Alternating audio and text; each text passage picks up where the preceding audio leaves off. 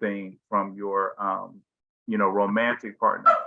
But I would say that if he is so influenced by them and he's spending so much time with them, that's really not a good indicator of a man who is ready for a real partnership. He does not spend a lot of time with them. It's like I told him, like, he's loyal to the wrong people. Like, he always emphasized, yeah, I've known them for 20 years. I'm like, you know of them, but they're not really your friends.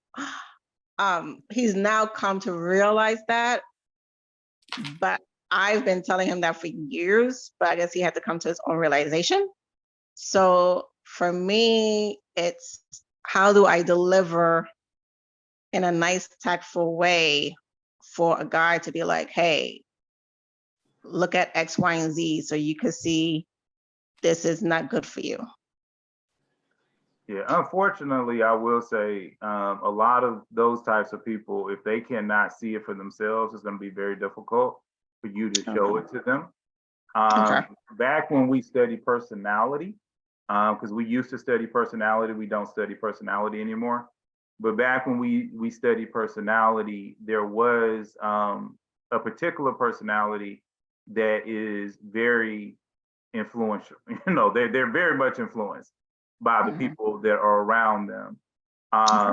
And so the thing I would, encourage you, and you can use this no matter what, and people, I'm sure like half the people on here already know, but when you're dating a guy or talking to a guy, always ask him about his friends. Definitely. Always.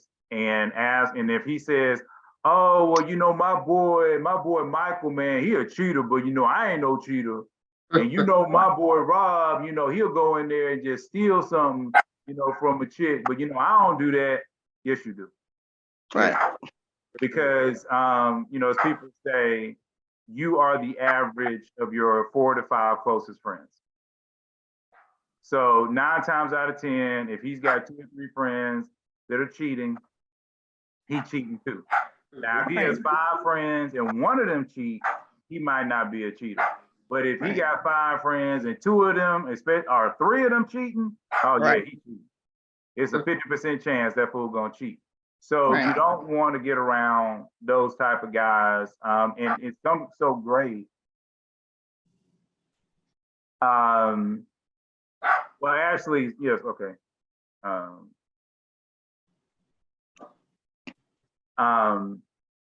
So it's great to, like I say, be in a situation where you can kind of get that, because most people don't think about their friends. They're not thinking about the fact that their friends, when you ask about that they can't be honest. Right. So it's a really great way to kind of figure out what guys are really doing. And not all guys cheat, but I will say that if you tend to like guys who are a little bit more smooth when it comes to social confidence, as we were talking about earlier, then there's a higher likelihood that he is going to cheat because it's easier for him. And he's like the only person I know that really does major cheating, but he is probably the smoothest guy. Real smooth when it comes to women. And he's cheated lots of times and he doesn't care. That's just how he is. So, but my guys who they're not that good with talking to women, they don't cheat. They don't cheat because they're not that good at it. So they're gonna like just try to keep their wives happy and move on. Is it better to go for guys who aren't too friendly? I would say that that's a mixed bag. It's gonna be about who he is as a person. Some guys, when you talk about friendliness, that could be taken so many different ways. Like there are people that once they get out of their shell, they're just the friendliest, nicest, sweetest, most huggiest people in the world. And then you have other people, as they say, who've never met a stranger. So you can't judge men by that. That's kind of what I'm trying to get a lot of you ladies to stop doing. Stop judging guys by that. Like Sean Williams is actually a perfect example. Sean Williams has never met a stranger. If you all came out to, we're here, there's multiple groups, by the way. So we have Trisha from Charlotte, who's here. But most of us, as far as the organizers that are on here, are in Atlanta, but we also have a place in New York. And so Sean Williams, when he comes out, he never met a stranger. He's gonna come up to you, he's gonna hug you, blah, blah, blah. And Tanika's up there, but shaking her head. But then like me, I'll probably give y'all a hug on my way home when everybody leaving. But people will come and they'll be like, hey Jay. I'll be hey. So I'm not quite that. While I am huggy, I'm not quite as much as Sean, especially if I've only met you once or twice. So it doesn't mean I don't care. It doesn't mean I don't love people. And the people that's in this group, like Donna and Lori and Sean Williams, they can attest to how much I work hard, for each and every last person in this group. But those are things that I work and you guys don't see. So it's not that I don't love you. It's just that, I do work it slightly differently. All right, so getting y'all all riled up. All right, so before we get riled up, again, if y'all missed some of the links, there are some of the links. Y'all can screenshot that if you want. This is our main website. You can buy some stuff because we wear cool stuff sometimes. And if you want to donate to us, you can donate to us because, we do all of this out of our pocket. Like I was telling some of the people before, our goal, believe it or not, is not to be millionaires. Our goal is to see you in relationship and to get you guys married. Okay, that is our goal. It's one of the huge differences between us and everybody else. So we do have some YouTube videos. I also have videos where I speak directly. Those are generally for the women, evidently. And we have some Instagram pages that you can come check us out. We're doing a lot more with Instagram. What's up to Trisha, who's doing Instagram for us. And we thank God for her. All right, so this is a nice little warning. I'm just letting you know, you need to abandon your emotions. Abandon your emotions for a while. Think logically for a while. I need you guys to think logically for a while because this lesson is going to be hard to hear, okay? And many teachers navigate around hard topics because they want to keep their following. CSC, we're not here to make money, like I said, so we don't care like that. we here to try to help you. So what's the message temperature? The message temperature is going to be a lot of emotion. It's going to pull up a lot of emotion. Some of it's going to be the mind. Some of it's going to be lifestyle. Some of it is going to be the word. I had the same thing with the men yesterday, but it was catered differently because while men and women, I believe that they're more alike than different. It is very important that you hit things slightly differently to cater to the difference. So I'm going to mute people at this point and ask Donna if she sees anybody to mute them to make sure everybody is nice and clear. So one of the first things I want to start off on is to make sure that people kind of understand the teachings that's out there. So when you go out and you listen to anybody on YouTube or on Instagram or TikTok or whoever you're listening to, most of them are going to teach you this. They're going to say all men are one thing and all women are one thing. In fact, when we had 20 minutes before the start, that's actually one of the questions were like that. Why do all men act like this? And my quick answer is not all men don't act like that. It might be one set of men. So they teach that all the time because it's easier. It's much easier to teach that way. But the truth is men and women have numerous shapes.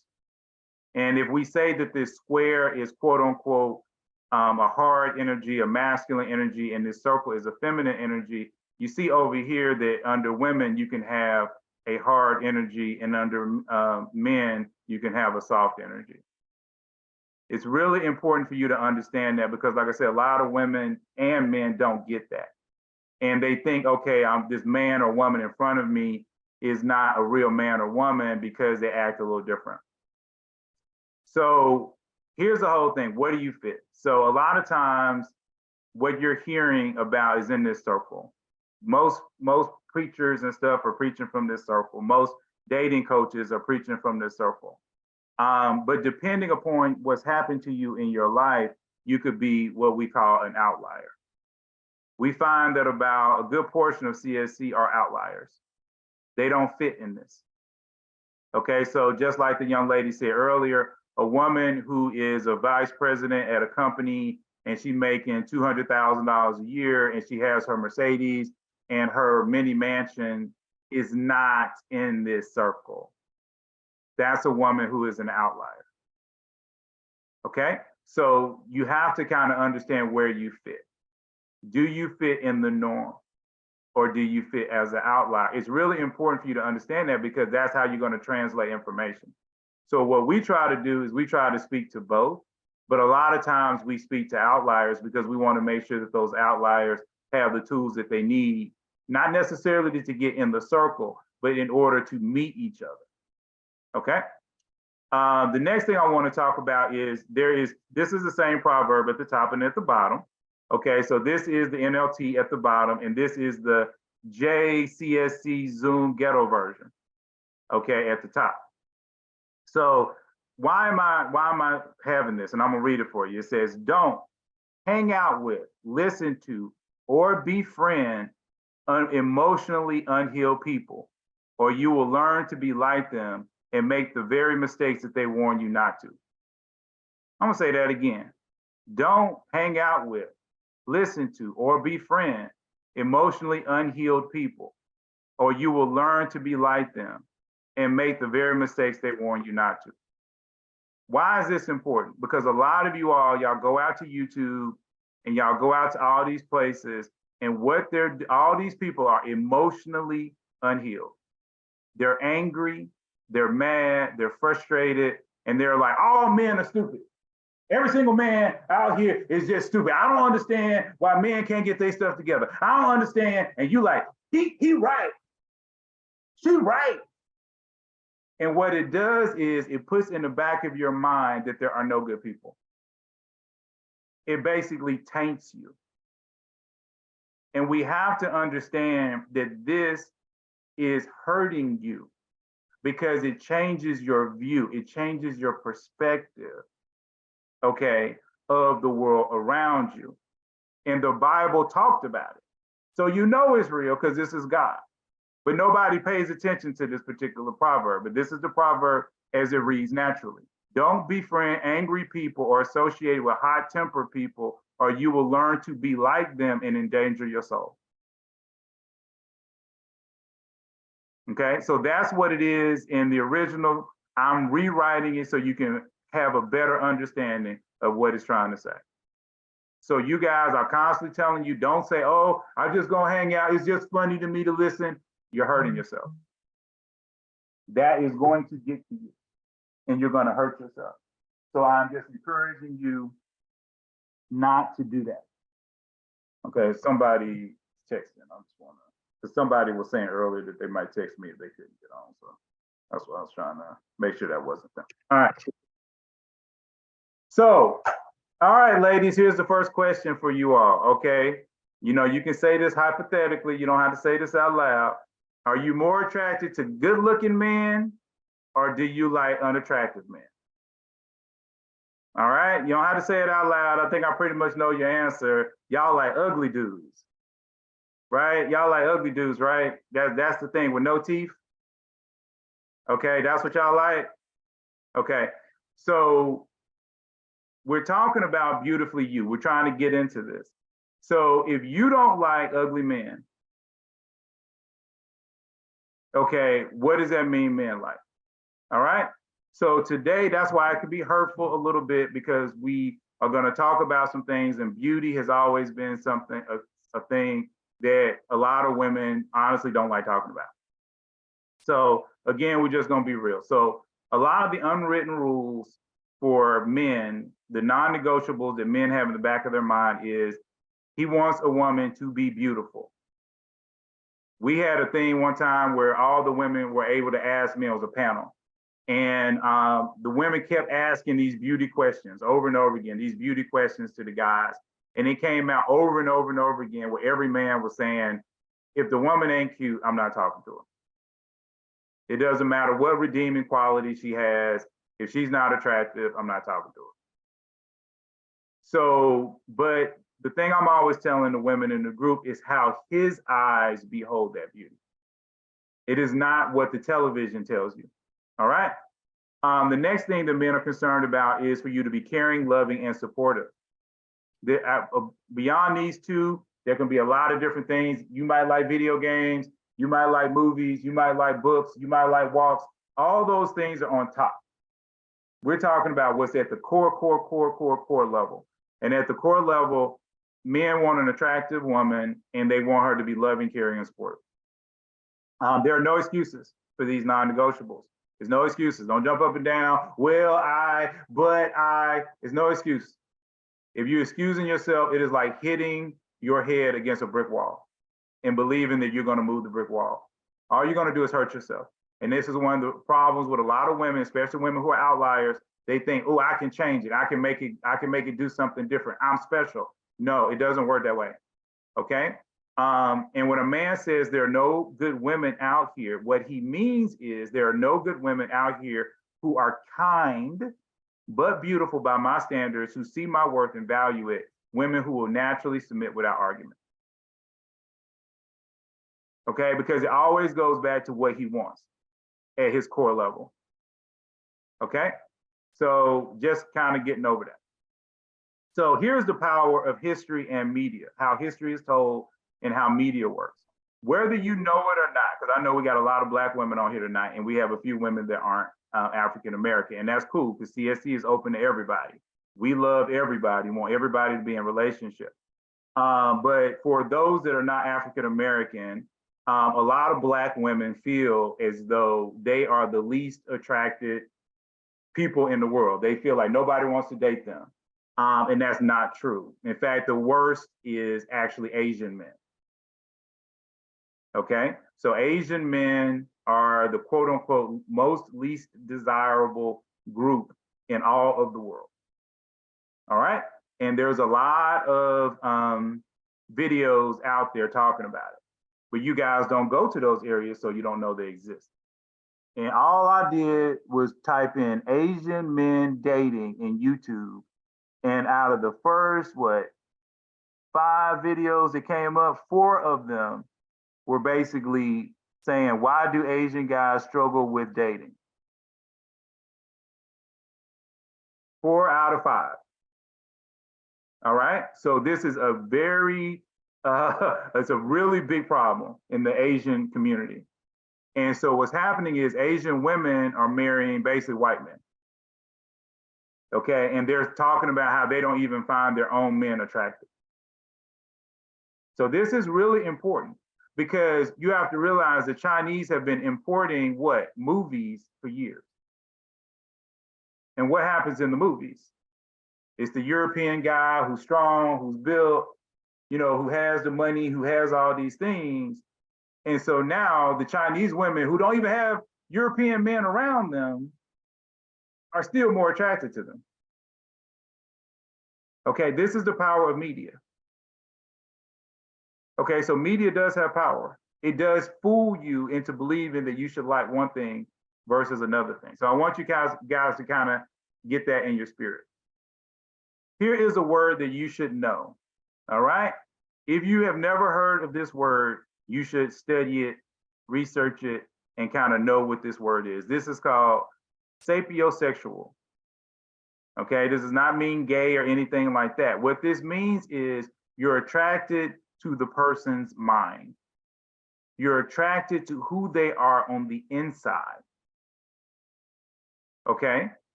Now we all, to a degree, are somewhat sapiosexual. Okay, that's why I put this shades of gray. Some of you might be 5% sapiosexual. Some of you might be 100% sapiosexual, but we all are in here.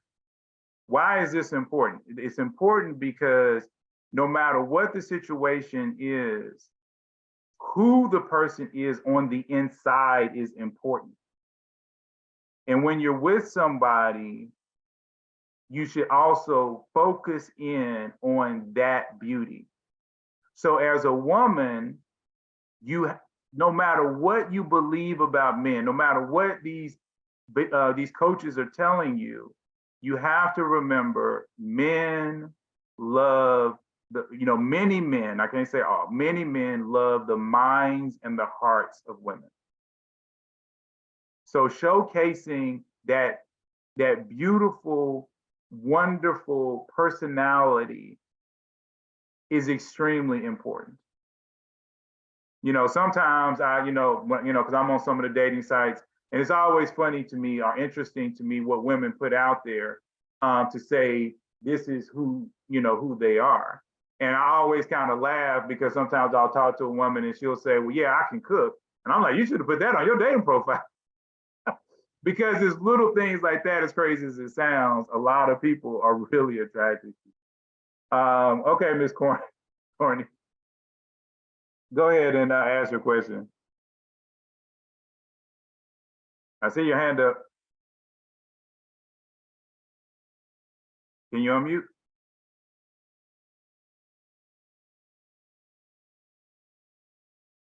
Okay. Well, you're not unmuting, so I'm gonna keep moving. And we can talk about whatever it is later. We can come back to it. Anywho. Okay. Okay, go ahead. Oh, I was listening to a podcast and the men were talking, well, they were asked a question of why women who are nice and meek are pushed aside, but they like the quote unquote mean, aggressive women. And then most of the context of the men were saying how they like the nice woman, but they just want a tinge of like aggressive. So my brain thought, okay, maybe you just have unhealed issues of why you would prefer a woman who's aggressive, because in the end, you're still single. So clearly that means you're doing the wrong women. So I wanted to know from your angle, are men who are more attractive to the non-nice women? Is it because of, I don't know, like mother issues, childhood issues, or their conceit of their women that they used to and that turns them on in an unhealthy way? I don't know. Well, I think you kind of answered the question because honestly, all of that's true.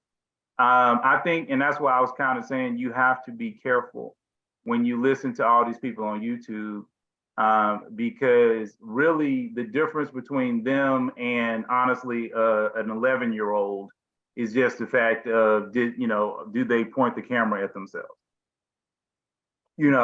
A lot of these guys and women are just spouting off at the top of their head. They haven't done research. They haven't worked with people.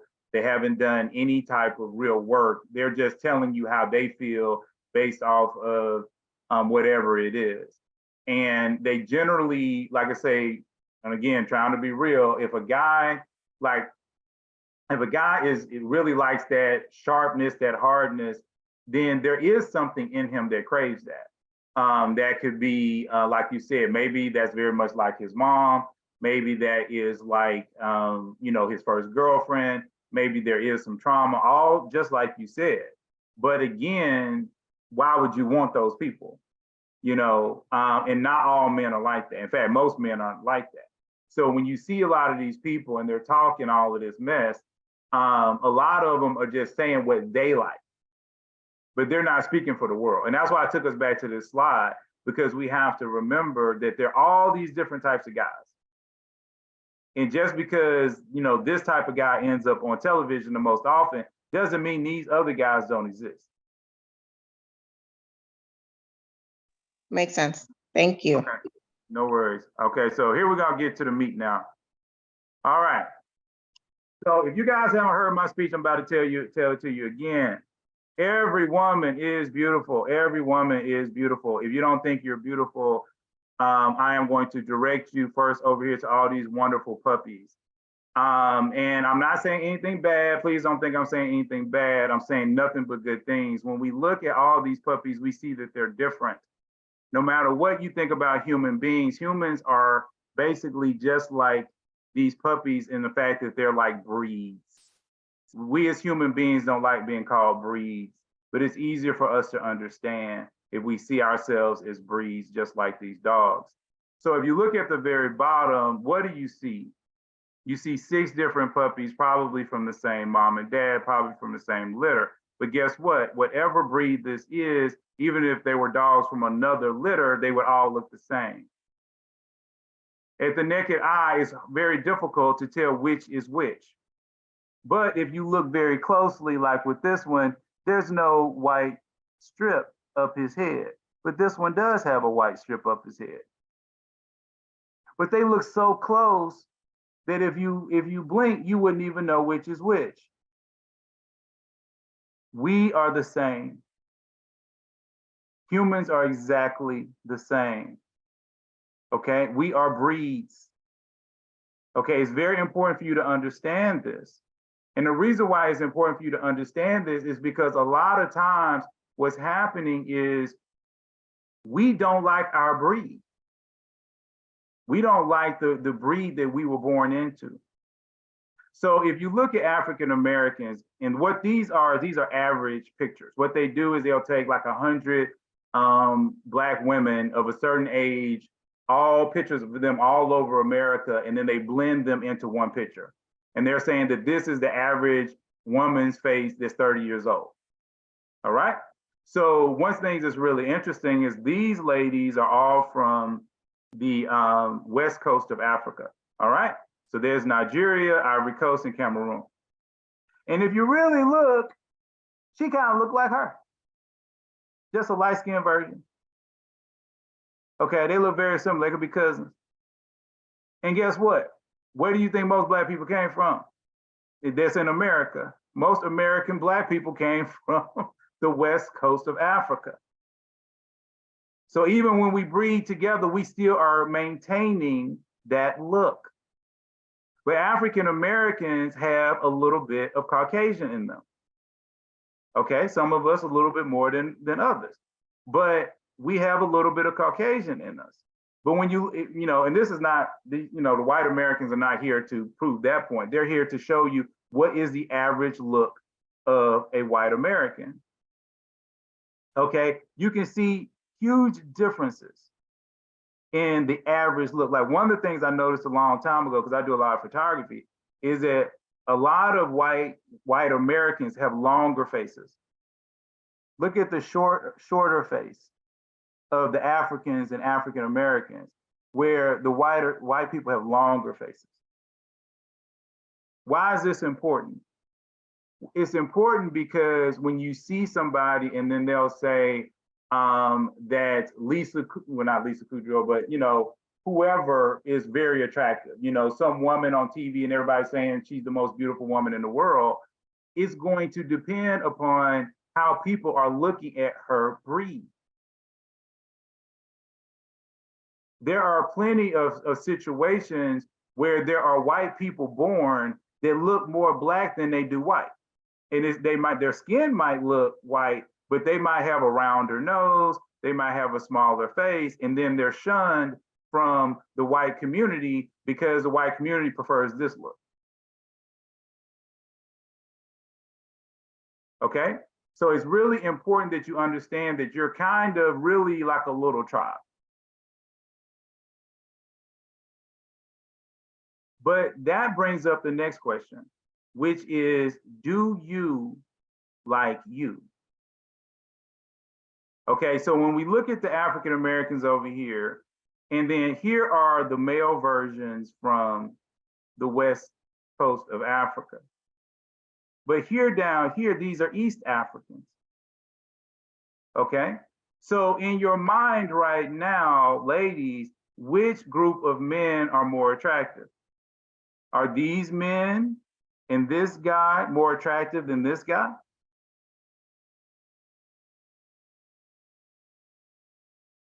Take a long look. Think about it. Be honest with yourself.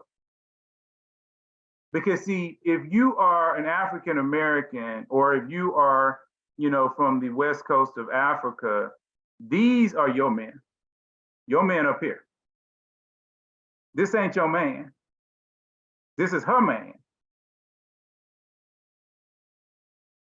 okay?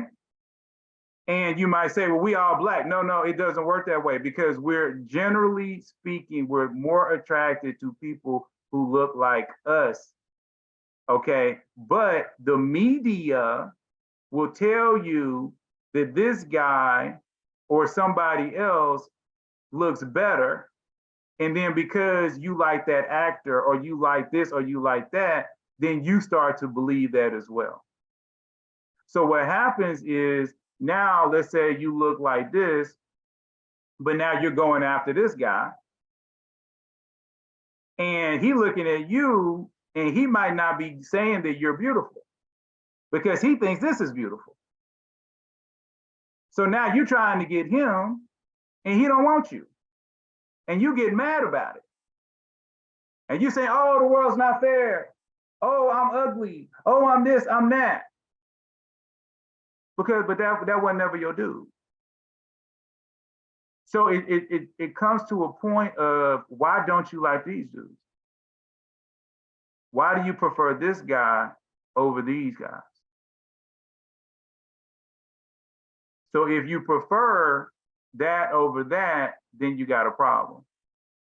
If you're black and you prefer that over this, you got a problem. Not to say you can't date, out of your race or out of your culture. I'm not saying that. But what I'm saying is we're talking about getting you into relationships. We're talking about numbers. We're doing a numbers game. So when you look at all of the interracial relationships, they're actually a very small percentage compared to all the others. And why is it? Because there's still a natural way of people kind of going toward people who look like them. So we have to deal with this problem that a lot of people don't like themselves. And they're secretly trying to get to somebody else. And even among the quote unquote descendants of Africa, we see people saying, I don't want somebody who looks like me. Okay, Europeans do it too. I mean, Caucasians, white America, they do it too. Okay, everybody does it. We were just talking about it up here with the Asian women. They're going to the white guys instead of dating the Asian men. So much so that it's a huge problem. Okay, so this is real. But whatever goes one way goes the other way. And so a lot of times when men are talking about unrealistic expectations that women have, a lot of times they're talking about that. Why is it that, a woman that is 5'6" believes she deserves a dude that's 6'2"? Okay, if you've been hanging around in CSC long enough, if you are under 5'6", I'm like, you can add 3 inches to your height for your man. Okay, if you are over that, then you need to recognize you are tall. Okay, you're not a normal sized woman. When you have 5'7", 5'8", 5'9", you are tall for a woman. So you might just end up with a guy that's your height. So we have to think about these types of things because it's that unrealistic expectation to believe that I'm special and I'm going to get out of that. But the problem is this guy is geared to love her first. Okay, so now because he loves her and you're trying to get to him, even though you look very similar to her, there's so many differences that we can easily tell them apart. Okay, so this is really important, for you guys to kind of get in. So now let's get to the deeper stuff. Okay, so what is sex appeal and what is this hip-waist ratio? So sex appeal is the quality of being attractive in a sexual way. All right, so sex appeal is important. That's what we're about to talk about over the next couple slides. We're talking about sex appeal. I know y'all like, oh, but this is a Christian site. Oh, this is Christian. Look straight up. Okay, Ruth, the hood version.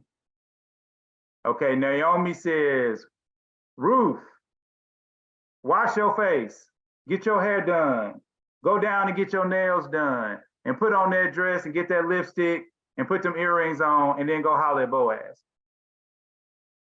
Okay, that's the hood version. Okay. If you want a man's attention, you got to get his attention. What is the hip-waist ratio? The hip-waist ratio is basically saying that men all over the world, when they've done studies all over the world, see, faces change. Faces change. And what's beautiful in one race is not always beautiful in another race. But almost every man all over the world likes the hip-waist ratio. So it's important for that. And the reason why it's important for that is because ladies, you need to show it off. I am so sick of women wearing baggy clothes or wearing clothes that do not lead to the waist. All these women, their clothes lean to the waist. As a man, it's defined. That's Michelle Obama.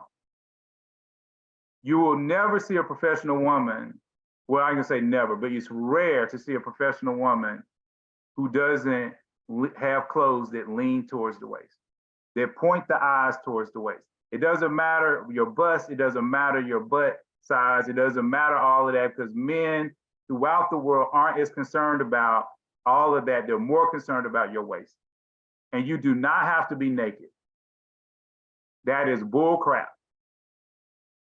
You look at the pastor's wife. Next time you go to church, and the pastor's wife gets up on stage, what a lot of times do they wear? They wear pencil suits a lot. There were other things that pull in at the waist. You think, oh, she's fully clothed, blah, blah, blah. You know, she's looking professional. From a man's perspective, what a man is looking at, I see her waist, I see her hips, I see her shape.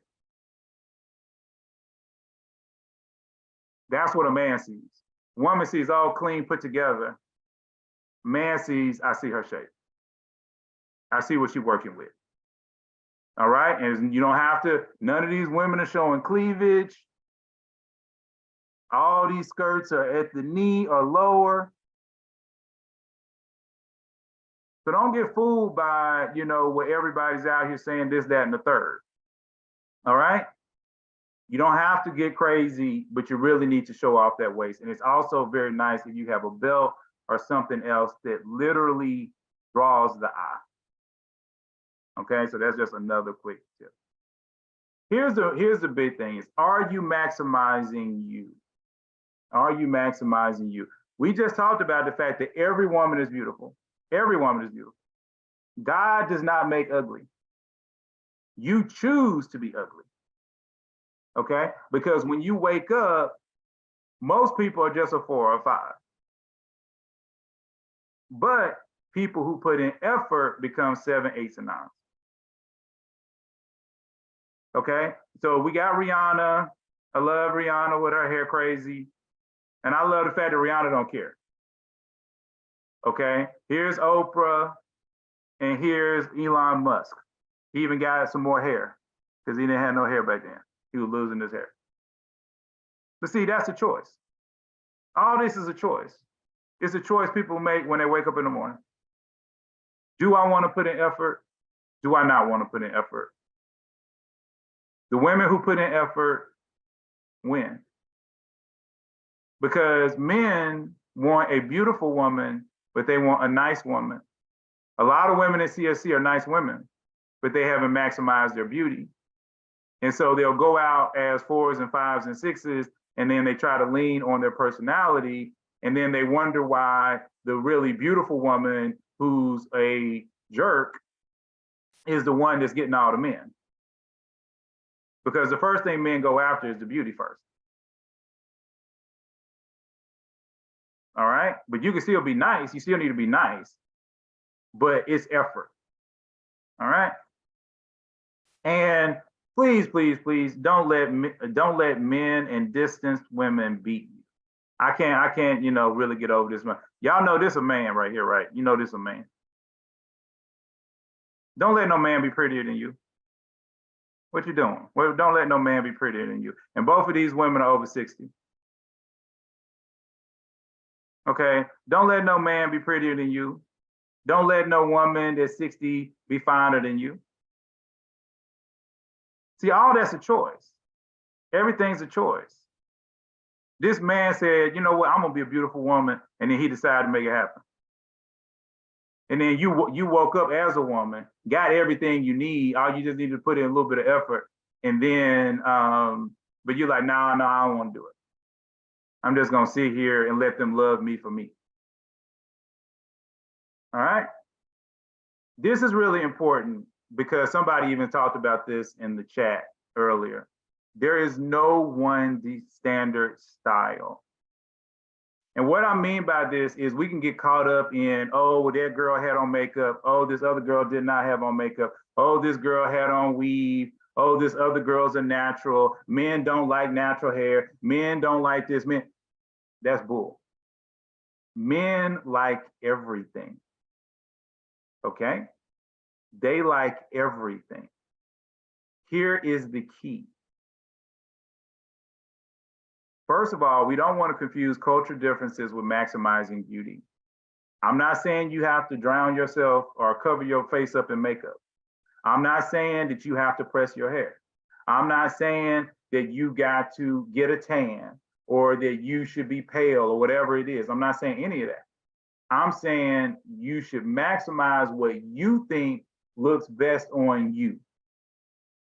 Okay, and what you get the most compliments on / and when I say compliments, I'm talking about compliments from men, not from women.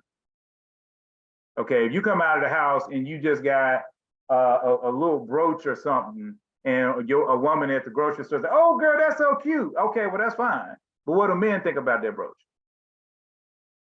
Oh, girl, that's cute what you got on. Your heels are cute. Okay, are they gonna marry you? Okay, you want some dudes looking at you. Okay, so you can put a little effort. I'm not saying full effort. I'm not saying going crazy because you need to be happy with you. But you can put a little bit of effort, or at least think in the back of your mind with guys kind of like this. Just a little effort towards that. But the thing I wanted to show here is that in all of these pictures, we have beautiful women. But each one of these beautiful women has done something different. So we got this woman, like I said, she's got her weave or wig going on. We got a woman here with natural hair. We have a redhead here. She has a little bit of lipstick on, but not a lot. We have a woman who that's a tattoo on her face. Because in their culture, because this is Polynesian, in their culture, that's actually beautiful. They tattoo their face. We got another woman who has another tattoos on her face as well. And I think she has it, you know, where they do the little indentions and bumping. Okay. But in that culture, that's attractive. Okay, you got this girl who's more of a flower girl, you know, she's a little bit more artsy. You have this girl who has braids, and you have this girl who's just kind of like the everyday chilling with her jeans on. All these women are different. All these women are beautiful. Here's the thing, your style should reflect the type of man that you want. So if you want a man who is basically sitting around and he's wearing a suit, then you're gonna need to wear a dress and some heels. If you are like, I just like the guy who wears jeans and shirts and he hangs out, then there's a guy for that. Okay, if you like the guy that's more naturalistic, he's the vegan, he's doing all that, then natural hair is great. But what you do is going to reflect, and you need to be okay with the other side. Don't sit like, there was a guy last night who said, make sure you tell the women, you know, not to wear those wigs and weaves, that we like natural hair. And I kind of laughed at him, and we and him talked about it for a second. But here's the whole thing. Some women, black women, they hear that and they like, well, all these, you know, black men telling me to go natural hair. Well, here's the whole thing. There's some of them that are saying that. And then you got other guys that are just like, nah, you can just wear a wig. That we just make it happen. And then you got other guys that just don't care what you do. Like, I don't really care what a woman does. As long as it's cute, I don't care. So the thing about it is you have to, whatever you are wearing, don't worry about a man coming up to you. If you're a woman who wears wigs or weave, and a man comes up to you and he says, you know, I wish more black women would do natural hair, then, you know, you just point him to the natural hair women. Because there's natural hair women out there. But see, the reason why he was attracted to you is really because he don't like natural hair. He actually likes the wig and the weave. That's why he was over there in the first place. Okay, now I'm not saying go one way or the other. What I'm saying is we need to stop this arguing back and forth over what's beautiful and what's not beautiful, because it's all beautiful. All right? It's all beautiful. It's just about maximizing what you have and what you like and recognizing that your man is going to look like you.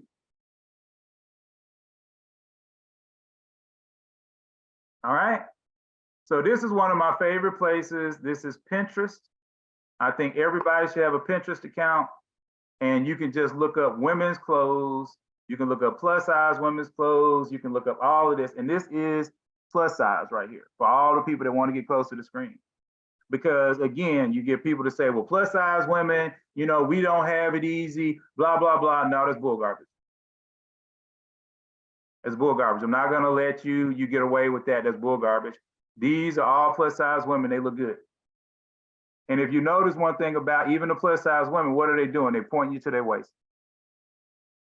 They're pointing you to their waist. Because that's what men want to see. No matter what men say, even if they breast men, even if they butt men, even if they leg men, okay, all of them gonna check out your waist. They're gonna do it. They can't help themselves. So I don't want to hear excuses, like I said, when people say, well, Jay, you saying all that, you just want us to all be skinny. Oh, Jay, you just want us to all wear makeup. Oh, Jay, no, I didn't say that. I'm showing you a big roundabout amount of people to show you I ain't saying none of that.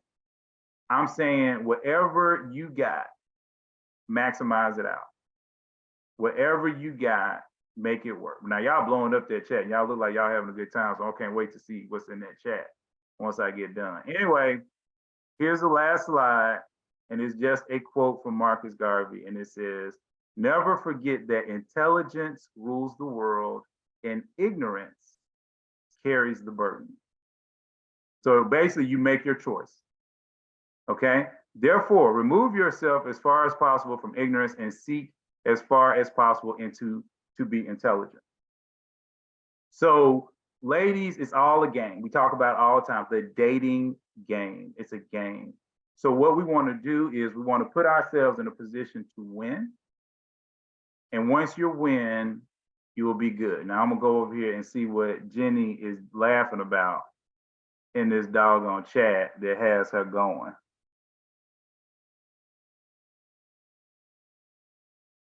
We all get snatched and have to deal with 10 different men there. All right. So y'all ready to talk?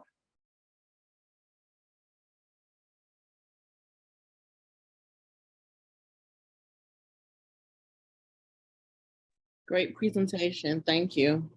Oh, thank you. I'm looking through y'all's quotes stuff right now. You talking about filling the camera rooms. Everybody's attractive. Jennifer, you're talking about they're all attractive. Everybody's attractive. That's what I'm saying. If people don't understand how beautiful they really are, you know, a lot of us, have y'all ever seen like a makeover? They have somebody come in there that's halfway busted and they'll be on Oprah, and then they'll come out after an hour. And this is just people that cut their hair, they cut a little bit of their hair off and maybe put them in a better outfit, maybe put a little bit of makeup on them. And then now they look totally different. They look awesome.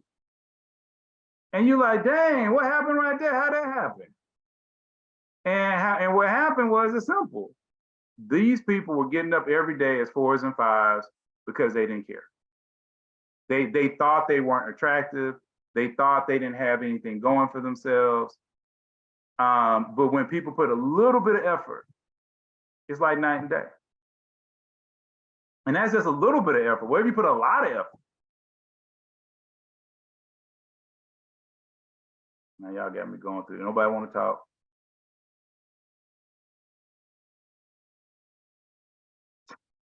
Y'all want some Africans, don't you? Okay.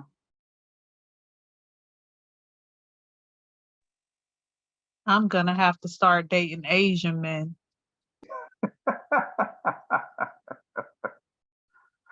What's going on, Ayana? I mean, I was gonna comment and say the same thing, but no, good presentation.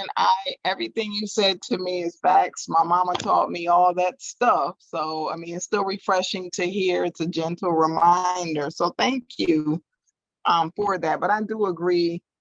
I just wanted to say, I think everybody's beautiful. And I always say, you know, you got to like the person who's looking back at you in the mirror. And, you know, my male friends always used to tell me, like, show off your sexiness. Da, da, da, da. So you sound, I hear them when I heard you speaking. I was like, okay, he might be on to something. But yeah, I think everybody's beautiful. But yeah, the brothers were fine. Probably old enough to be my sons, but that's okay. So yeah. Thank you for this presentation. Oh, well, thank you. I appreciate that. But yeah, I mean, you know, just to again to echo what she's saying, everybody's attractive. Even as you get older, I don't even like when people fall into their trap, or they say, well, you know, older women aren't as attractive and all that other kind of bull garbage. I have met women. Like I said, I dated a woman who was 50 years old, and at the time I was 44. And when I met her, she literally was the prettiest girl in the room. And about 5 or 6 guys was trying to get at her. And she had problems because guys in their 30s were always trying to talk to her. And she wanted a guy that was in, you know, his 50s or at least late 40s. And the whole thing about it was she maximized her beauty. That's just all it was. And most guys prefer women, generally speaking, around their age. You know, most of them do. So your competition is rarely going to be 20 years younger than you. Your competition is generally, quote unquote, the women around you that are your age. So if you're maximizing yourself out and they're not, then you're just automatically put to the top. So it's just something else for you all to think about, you know, so you don't have to worry about if you're 50, you don't have to worry about a 20-year-old woman. You know, you just try to be the best 50 you can be. And I have seen some 50 and 60-year-old women that turn heads. Okay? Especially here in Atlanta. You go to the right place when women be stepping out, boy. Come on, Casey. I know Iva had her hand up for a second. Iva, did you want to say something? Well, I was when I apologize, I don't recall her name, but she mentioned dating Asian men. I watched this Netflix special, comedian Joe Coy. I don't know if anyone is familiar with him, but he talked about, he's Asian, he's Filipino, and he talked about basically how because he's Asian and not well endowed, he has good credit, and that's how he gets women. So it was just something random, and it's super funny. But I mean, when I think of Asian men, I honestly think of not well endowed, and so you know that just came to mind. So thanks. Oh, that's funny. But yeah, I mean, yeah, Asian men have it the hardest, and they have it the hardest for lots of different reasons. A lot of people have talked about the different reasons, but one of them that I think is that I think I saw somebody talking about it one time, is that anytime you breed, quote unquote, a certain way, you kind of end up with people on both sides of the gender aisle looking the same. So what do I mean by that? If you look at Viking women look a lot like Viking men. They tend to be a little bit bigger. They tend to have a little bit more broad shoulders. So if you want these small, tiny women, you know, that Asia at one time used to love, that was part of their culture, guess what happens? You get small, tiny men that are produced by them because those are the genes that are being passed. So now you have guys that are 6 feet tall, 7 feet tall, and then they're, you know, going over to Asia. They actually have videos sometimes in China where you got Asian people looking up at a man that's like 2 feet taller than them. So it's all these really weird things, but love is love. And Tanika saying she don't discriminate, so she gonna get her a good old Asian man. So Casey, do you want to say something?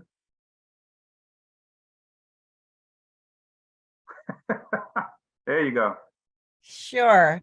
I mean, I put my hand down because I just was going to sort of reiterate the same things that you guys were saying. And I do want to say, yes, the presentation was great. Again, agreeing with one of the other ladies.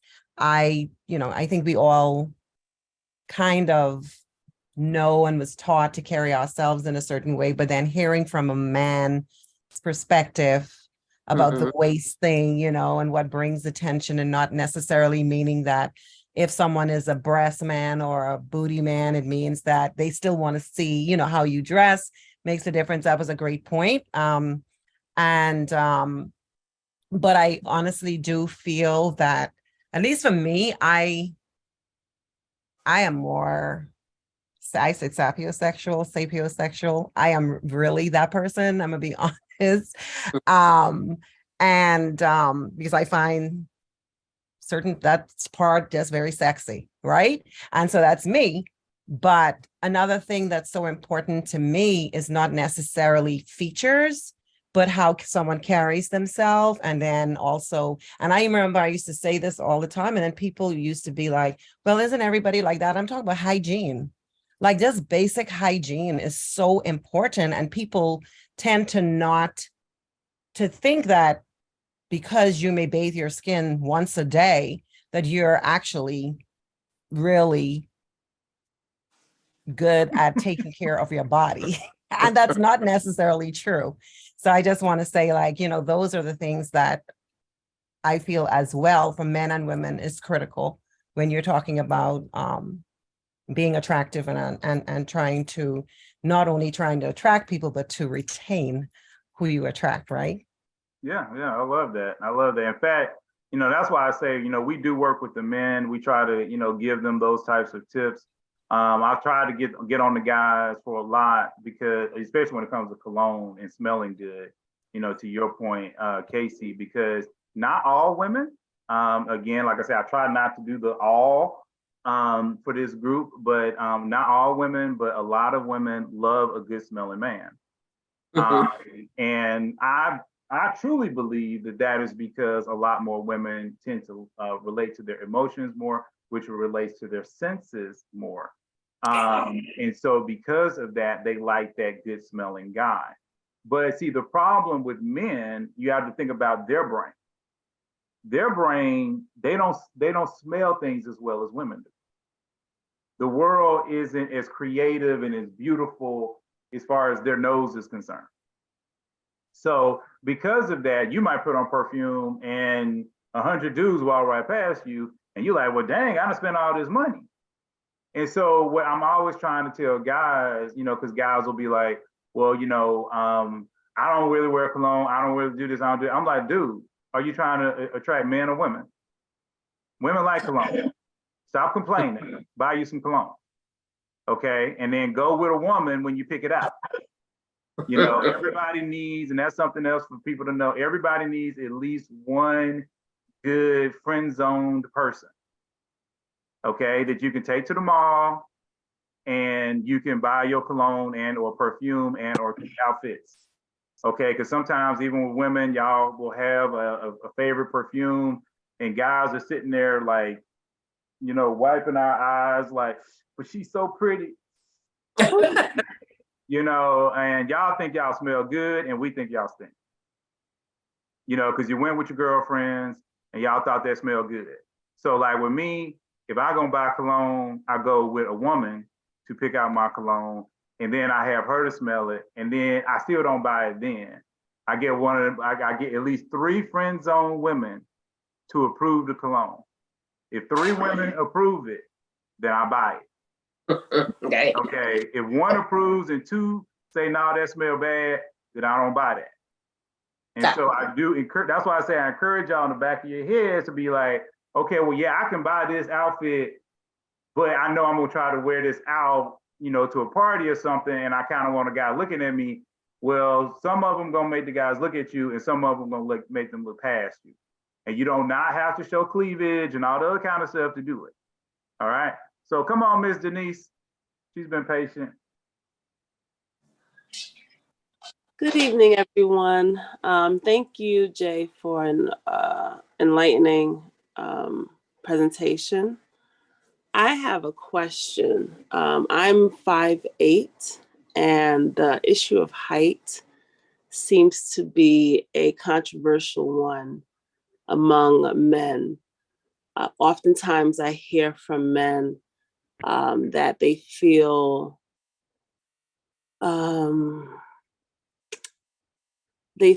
left out if they are not a certain height, that most women want them to be 6 feet and taller. But as a tall woman, as you said, if you are 5'7", 5'8", 5'9", then you are considered tall. My preference is taller, to be honest. So I'm just curious from your point of view, what are your thoughts about women who are considered tall by most standards, wanting taller men? And also, what have you heard from men about the issue in general of height?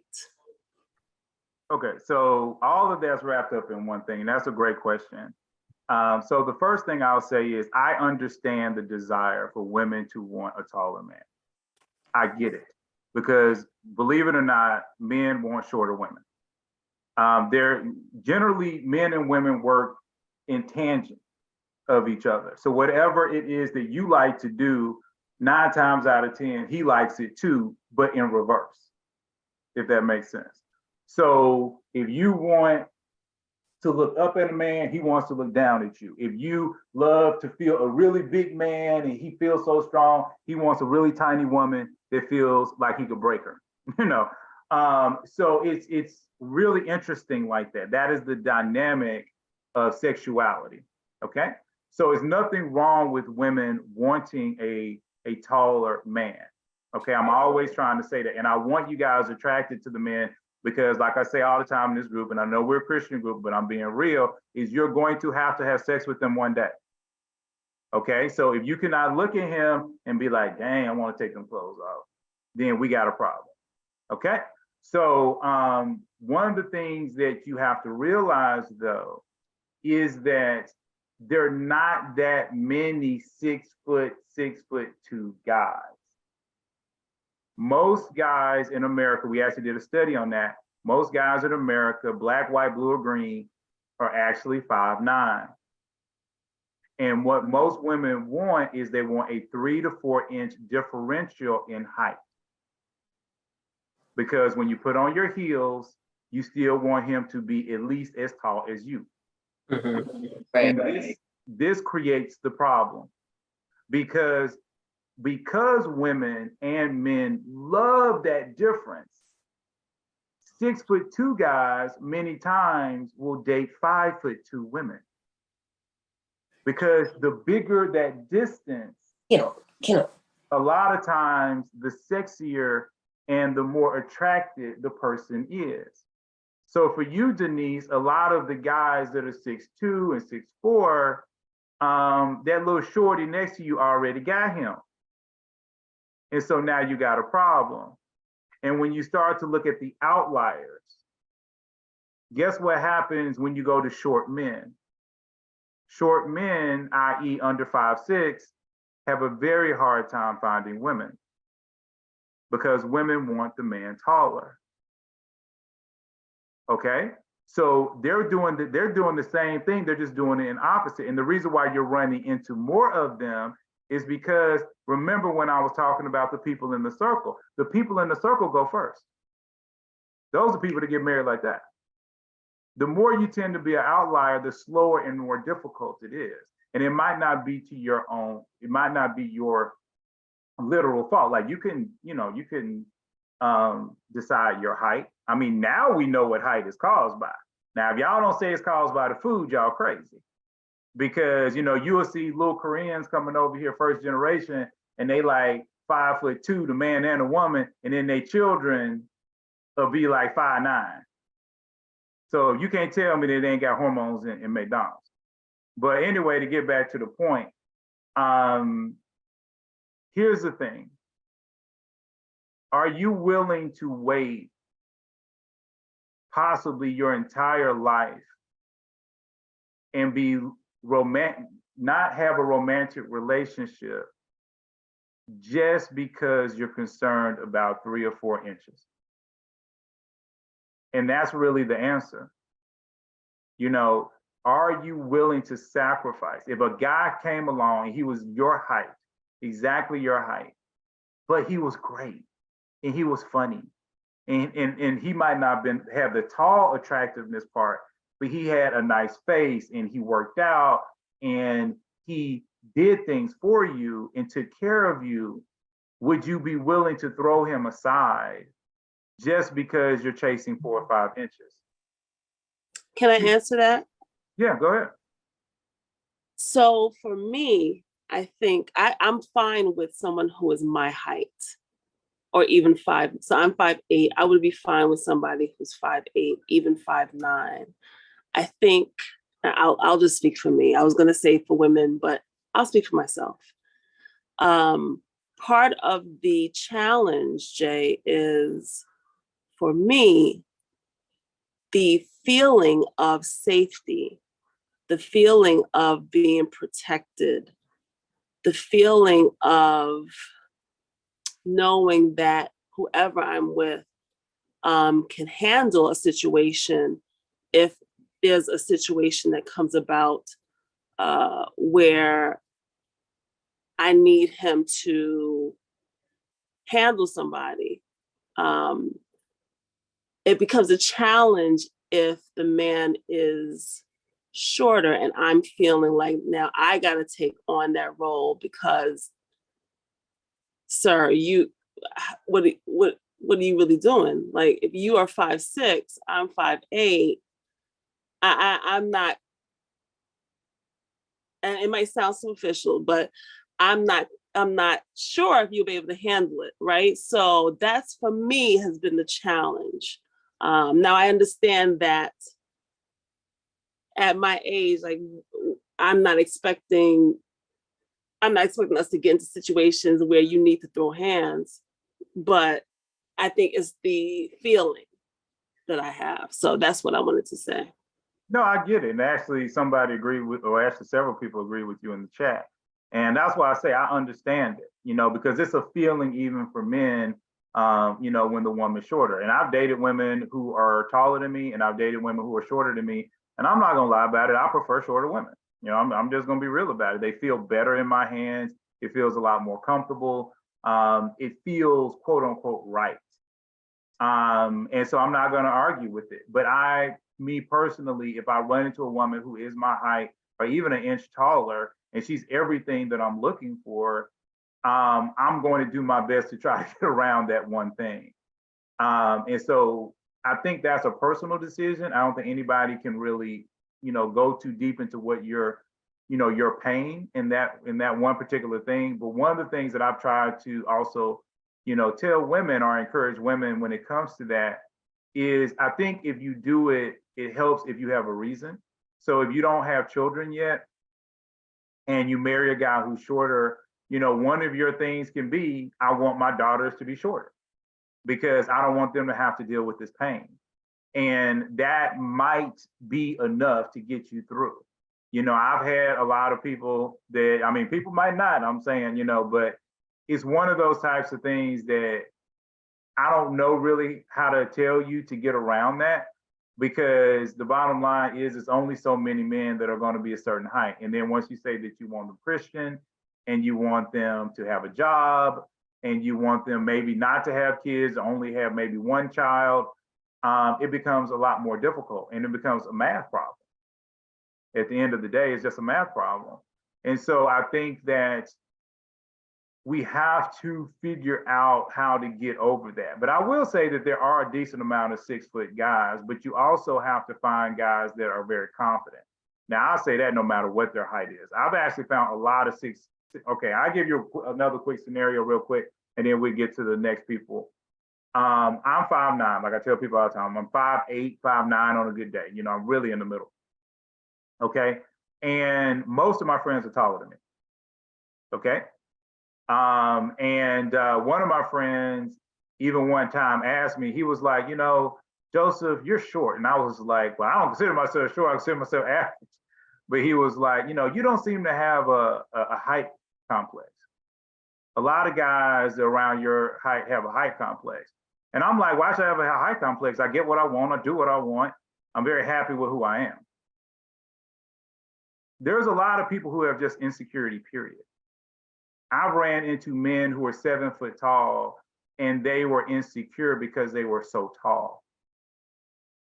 And I am more, I would say, aggressive and robust in certain ways than many of these 7 foot tall guys. And when I'm hanging around with my friends who are, like I say, generally 6'1" and 6'2", I'm just like at CSC, I'm generally the one leading them. Okay, and this is not me trying to talk down on them. It's just saying sometimes you have to look at the personality of the person, because there's a lot of men who are just insecure. And there's a trick that men used to say about women all the time. And some of you ladies might have heard it. And the men would say, you don't talk to the woman in front of you, you talk to the little girl inside. Okay, so I don't know if any of you ladies have heard that. You know, that's the player talk when they tell men how to tell men to talk to women. Well, here's the truth, ladies. When a man is in front of you, you're really talking to the little boy inside. So if he shot up when he was 13 and he was taller than all his friends, he's probably insecure about his height. It doesn't matter how tall he is. It doesn't matter how much you think he's strong because he's tall. Okay, inside, he's a little boy. Inside, he's afraid. Okay, so that's just something else. I just want to put that out there. Yeah, some men do like taller women. Okay, yeah, like I say, everybody's different. That's why I never want to put everybody in the same bucket. Everybody's different. But, we have to look at sometimes the averages. Come on, Sherry. You got to unmute though, because I had to mute you. You got to unmute yourself.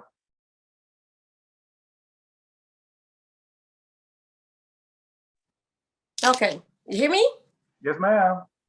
Okay, now this is just a quick question. I want to go back to the stigmatism of some men saying that African American women are not attractive. Now, I don't know what it is, but for some reason, I've always been attracted to white guys, more so than African American guys. So eventually, I married a white guy. I was married to him for like 16 plus years. And he was like 6'4", so he was really tall. And this is coming from a white guy. He told me that there are a lot of Caucasian guys that would love to date an African-American woman, but they're worried about the backlash. Yeah, that's true. I say that. I agree with that totally. I think there's a lot of different races that would love to date a different race, but they're concerned about the backlash. Exactly. Yeah, no, I agree with that. Like I said, I don't have a problem with dating outside your race. In fact, I don't care about it at all. My issue is when you if you're dating outside of your race because you hate yourself. That is where I have a problem. No, wait a minute. Say that again, Jay. I'm sorry, I didn't hear that part. If you're dating outside of your race because you secretly hate yourself, okay, that is where the problem is. And even when you look at men, if you look at men that look like your brother, your uncle, your father, whoever, and you're looking at those men and you're saying, I don't find you attractive. I totally disagree, but okay. Well, like I said, I believe that that's a little bit of a problem, just simply because it just hurts you a little bit. Because like I said, you have to realize what my goal is. My goal is not trying to judge any human being. I'm not trying to judge you. I don't care, like I say, if people date outside the race. I'm trying to get people married. I'm trying to get them in relationships. So I want to widen the pool as much as possible. I'm trying to get women to look into the pool of all the available men and to try to encourage them to go down the path where they can meet the most men to have the best success. My goal is not to show you how to be a great dater. My goal is not to try to show you how to be the best in style. My goal is not those things.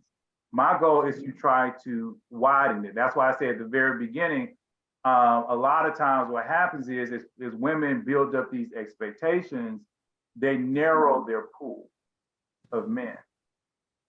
So now you go from, like in Atlanta, you might say there's about, right now, I think there's about 1.5, no, I don't know if it's 1.5, but there's at least 1 million single black men, not black men, but single men in Atlanta. So there's about 1 million single men in Atlanta. But by the time you say, okay, well, I want them Christian, you're probably down to maybe 250,000. Okay, so I want him over, I want him at least 5'10", or we'll say, yeah, I want him at least 5'10". So now you take that 250,000 and now you're down to 125,000. So now I want him to make at least $80,000 a year.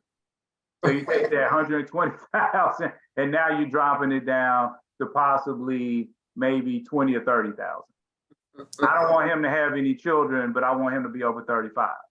So now you're taking that amount and you're dropping it down. You see what I'm saying? So what happens is more and more you're narrowing your pool. So what I'm trying to get everybody to do is to analyze and say, okay, well, I got these guys look like me. More than likely, that group is going to be the most, there's going to be more men in that group attracted to me than a men in a group that don't look like me. So I'm going to have a better chance with that group. Okay, that's the point. You know, I'm not saying you got to go that route. I'm just trying to get you to widen your pool. Because we want you to win. We want you to basically be married. That's what I want. And I want you happily married too. Like I said, I want y'all to be looking at your husband and be like, damn, that fool is fine. And when I talk to y'all, y'all like, we have sex 5 and 6 times a week. You know, he be throwing me here and throwing me there and, you know, all this types of stuff. And my wig be falling off, but it'd be good. Okay, so that's kind of what I want. So come on, Iva.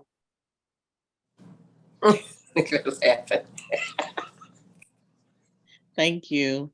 You previously spoke about outliers and excuse me, and then you mentioned the norm. What did you consider the norm? Well, the norm is kind of like, I'll give you an example. A lot of people say that women, you know, if you go to, you know, church or a lot of dating coaches, they'll say things like women are naturally motherly. They're naturally emotional. They're naturally loving. No, not all women. Some women.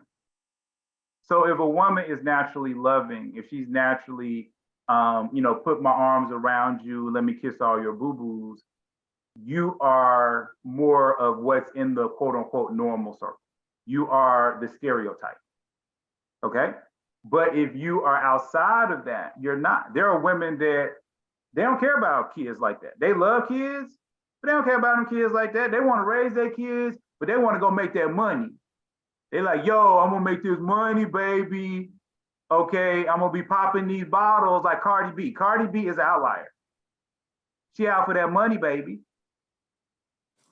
Okay, so when a woman's desire is different from the norm, when a woman's desire or who she is doesn't fall into the stereotypical what we would see on TV or your pastor would talk about, or what, like I say, the average dating coach. That's why I always hate half of these dating coaches, because they're generally talking to the average and they're not talking to the outliers. And 9 times out of 10, if you were the average, you probably already be in a relationship or you'd already be married. Because it's much easier for those people to get into those situations. But when you're an outlier, especially if you don't know it, then you're kind of going at it at a different way.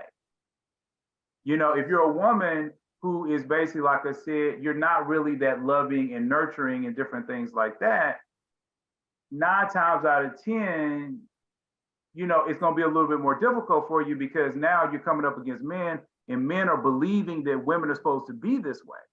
And you're like, but I'm not that way. I don't cook. I don't do this. I don't do that. And so now the man is thrown off. He's like, well, hold on. All my life, I was taught that women did X, Y, Z.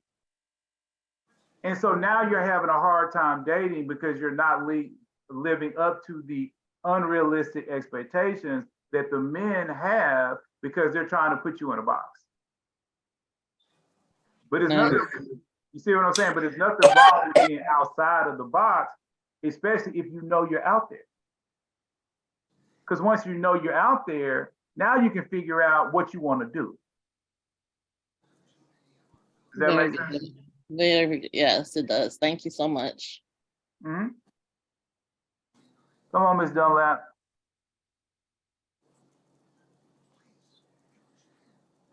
Can you hear me, Jay? Yes, ma'am. Okay, so a lot of the people in the chat have really addressed this, but I just want to reiterate it. We were talking about men who are short and they are, you know, they have problems finding women, especially if they're taller than they are. So I just, you know, I was just thinking about that. And I think it comes with a lot of problems when women, they prefer men that are taller than them.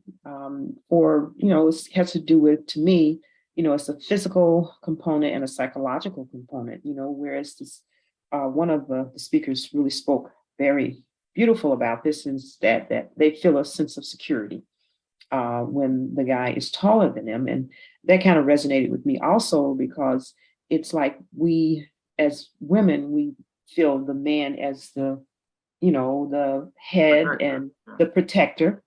Mm-hmm. And being short doesn't necessarily mean that they cannot protect us, but being short, it is just like a, you know, a physical, a statue type of thing that some of their abilities may be not as well as if, you know, as if they were taller or, you know, taller than you or the same height as you.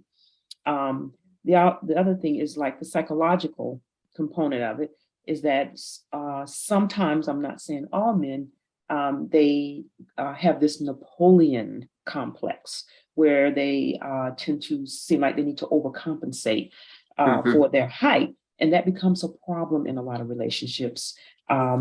Not all, but a lot of relationships, it becomes a problem. But a lot of them, they're so used to doing that because they've been so labeled and hurt and ridiculed because of their height that they don't realize that they still carry that Napoleon complex, and it kind of makes the relationship toxic. If you have a man possibly that is 3 to 4 inches shorter than the woman, then, you know, we sort of, I used to, you know, always reflect back to what Wendy Williams says. And, you know, I know you say don't follow social media, but not everything that you hear on social media is just, you know, irrelevant or it just doesn't make sense. Some of those things do make sense, especially if you have had that experience with some of the things that are said. And she would always say, well, you know, I like to have a man that could at least carry me if I fell faint. Now, if I'm 3 to 4 inches taller than he is, he may have the strength, but it's still, you know, it's still going to look kind of, you know, unleveled. So that's just a minor thing, but that's not to say that you still can't compensate for that or overcome that in the relationship for women who choose to have men who are shorter. And that, you know, that's a problem that they can work out. But that's just some of it. It's just like men have, you know, hang-ups about women's hair and things like that. Both sexes have some good reasons, I think, for wanting certain heights. That's what I think it is. And then sometimes, you know, people just get guilted into saying, well, you know, height is kind of like one of my things that I want in a guy, but then they get guilted and saying, well, I shouldn't think like that. So I'm going to go ahead. I think it's wrong for me to not be with him. He meets everything else. So I think it's kind of wrong because of his height for me not to be with him. And then they be with them and then the relationship doesn't work out. So, you know, it's a waste of your time anyway. So, and then also one other thing that popped up, short men, there's also a lot of short women. So is that really a problem? So. Well, I mean, but remember, okay, so if you start out, just think about it like this. If you start out with 100 men and 100 women, and each one is varied by 1 inch, okay? So say we start at, or maybe a quarter of an inch, whatever. And we start at the lowest of the low. So we start with 2 women, 2 men, well, a man and a woman. And let's say that the man is 5'2" and the woman is 5'0". And then at the very other end, you have a woman that is 6'5" and a guy that's 7 foot tall. Okay. So this is the spectrum. This is what we're dealing with. These are these people. So when you have the guy who is 7 foot tall and he decides to go marry the woman who is 5'4", he's gone. He's no longer in the dating pool. He's gone at that point. So now that woman that is 6'5" has maybe 2 other guys to choose from. So if those 2 guys, which is like 98, 99, decide, okay, well, we're going to go down and we're going to choose a shorter woman. Now this woman that's 6'5" has to be alone for the rest of her life. So that leaves a disproportionate amount of short men to short women or equal height. That makes it disproportionate. So yeah, on the other side, those shorter women were meant going for to the taller guys, but they actually married the taller guys. Because like I say, the bigger that gap, the more attractive it is. Like I have dated women who were 4'11" and 4'10". Okay, so these women are like a foot shorter than me. And I'm not gonna lie, it was much, I kind of hate to say it, but it was sexier to date that woman than to date a woman that is 5'4". There's more, it's like the bigger the extreme, the sexier it is. Right. Okay, so when you're dealing with men and women, they're both doing the exact same thing. The tall men are taking all the short women. Okay, so it just sounds like women are taking all the tall men. So it just sounds like we have that innate sexual desire to have the proportions. That's just our desire. That's just our, what is our natural. Like what I'm saying is, okay, so now if you're a woman and you're 35 years old and you're 5'8" or 5'9" or, God forbid, 6 foot tall, and you're looking at the available men that are left. Because that's what you have to remember. 50% of the men are married. Okay, good people go first, just being real. So it's like, okay, now you're like, okay, well, there's still good people out here. I'm still looking for these good people. And then you can say, well, I can take the guy that's in front of me, that's my height, or maybe he's 1 inch taller. And while I don't feel that strong sexual desire for him, and I do have this, I could take him, or I could take a chance and wait another 5 to 7 years to try to get a taller guy. So for me, I'm just trying to make sure you guys understand. I am not here to judge you. And I've said it over and over again. I want you to love, be attracted to your man. And the people of CSC that have been around for years, because CSC has been around for 2 years, they know I always say that. I want women to be attracted to the men. Okay, I'm never trying to tell y'all to pick no ugly dude.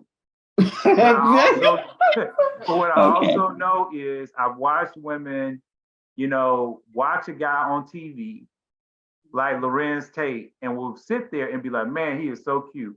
He looks good. He looks good. But Lorenz Tate is short. Yeah. Okay, he's short.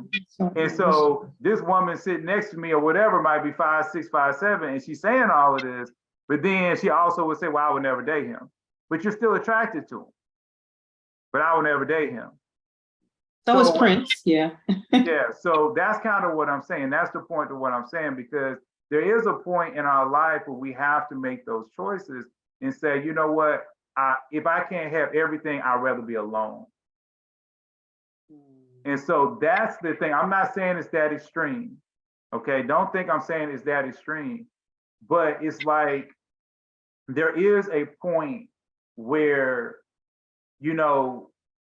you just, well, it's like I say, I'm gonna let y'all do that. I'm gonna give that over to you. I've said enough about it. Like I said, for me personally, I get it. I want y'all to understand that I get it. Okay? Because, and I'll be straight up, I like women in heels. Okay? And I've said that before. I love women in heels. That's so sexy to me. So for me, I really want to make sure they at least 5'5" and under so they can feel very comfortable putting on heels. But I guarantee you, if I was dating a woman that's 5'9", she would still be putting on heels. Even if she just put them on in the house, for me, she gonna put on some heels because heels are damn sexy. Yeah, so like I said, I get it, you know, I really do. But I've dated women that are my height. I'm just gonna be real. I've done it, so we gonna have to move on. Jenny had her hand up for a minute. Hi, good night, everybody. So I'm from the UK. I've lived a few years in the Caribbean. We don't call women masculine women, and I just want to know what men in America mean by that. Because I do notice that a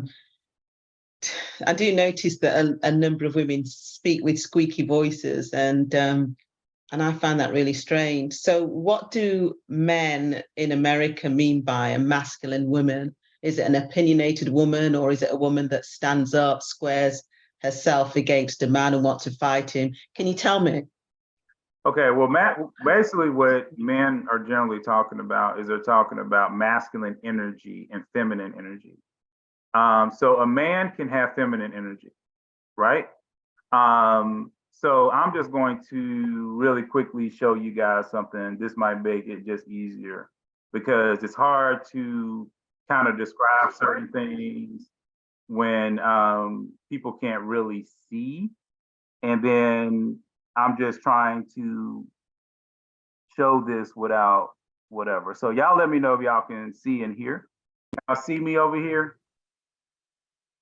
Okay. Yes. Know if y'all can't hear me, all right? Yes. When you're totally in your masculine energy and you found a man who's in his feminine, let's talk about it.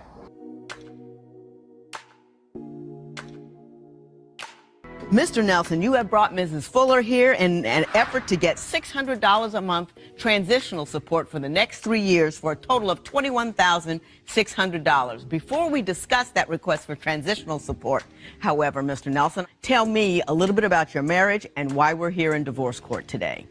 All right, well, it's pretty much like this.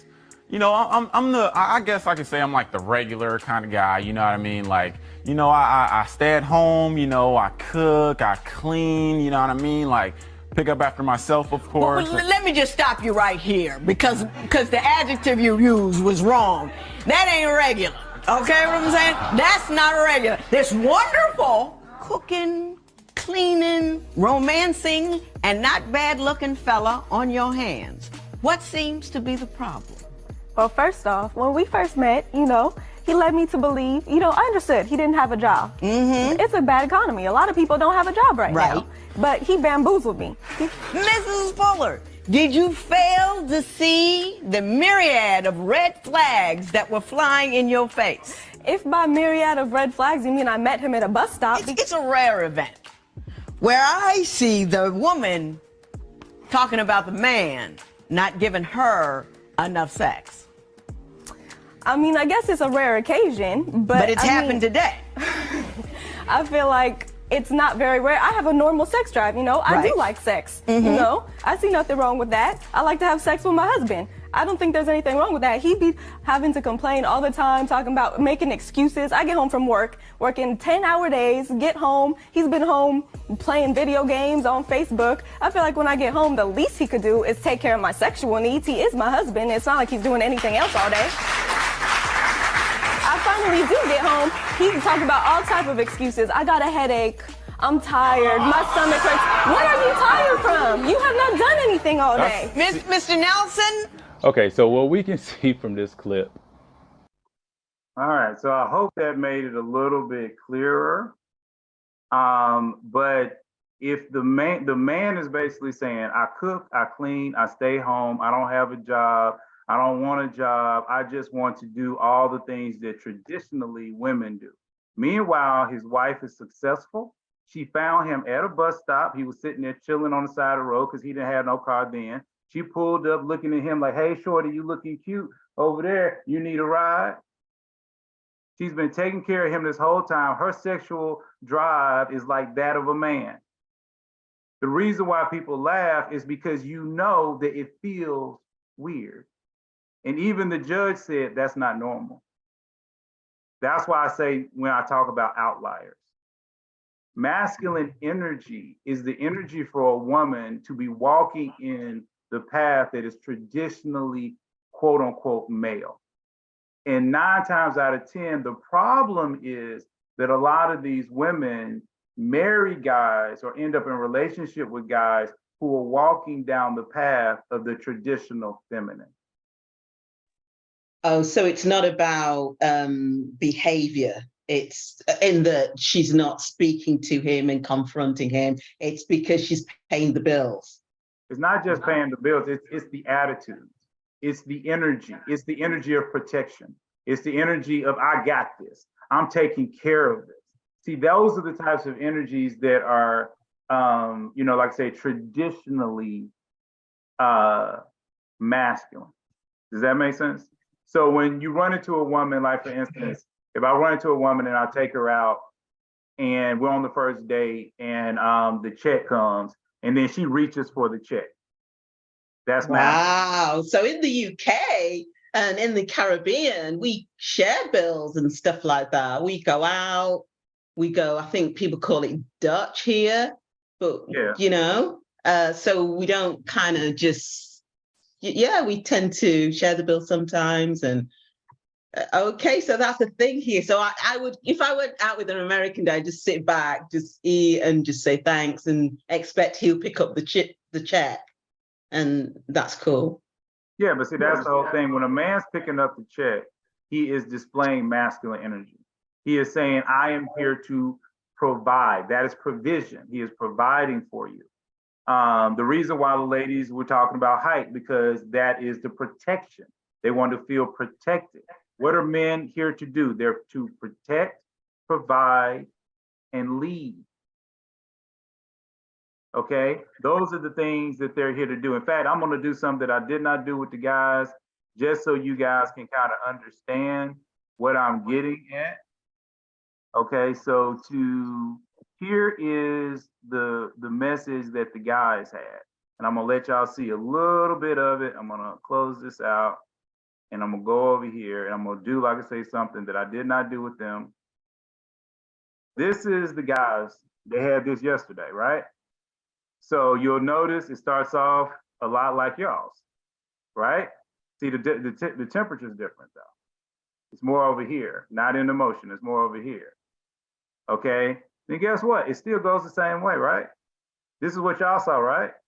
This is still the male version, but it changes here because we start to go into unwritten images. And it changes when we start talking about male beauty. What do men, what's attractive, for women? Okay, but one of the things that, here it is, here are the unwritten rules I told the men.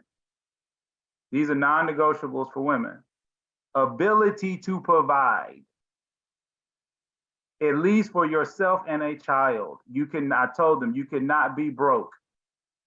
Women do not like broke men. Ability to protect or try to protect her and the family. The ability to lead. These are non-negotiables. When a woman says there are no good men out here, what she means is there are no good men out here who can protect and provide for me, who I find attractive by being taller, stronger, and with good testosterone levels, who is kind, loving, and that I can easily submit to. That is the male version. That's what I talked to them about yesterday. You see it with your own eyes. So I'm not here beating up on women. I'm trying to get the women to understand what they need to, and I'm trying to get the men to understand what they need to. And a lot of men are tripping on this provide, saying, oh, I want her to take care of me. When you ask a woman to take care of you, you are walking in your feminine energy. As a man, you're walking in your feminine energy. And when a woman is not willing to allow a man to provide for her, she's saying, no, I'm gonna pay for it myself. No, I'm gonna do it myself. That woman is walking in her masculine.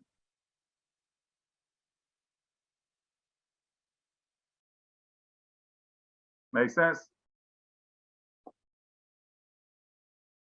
Yeah, thank you. Really appreciate that. So like I said, I beat the guys up. I don't let them just slide. So anything else real quick? We got like 8 minutes. Y'all can cuss me out. Y'all can ask questions. Y'all can do whatever. When we will meet all of the guys. Well, like I say, this group is not designed necessarily for you to meet men in this group. We don't care if you do. Excuse me, but it's real important for you to understand we're all about equipping you.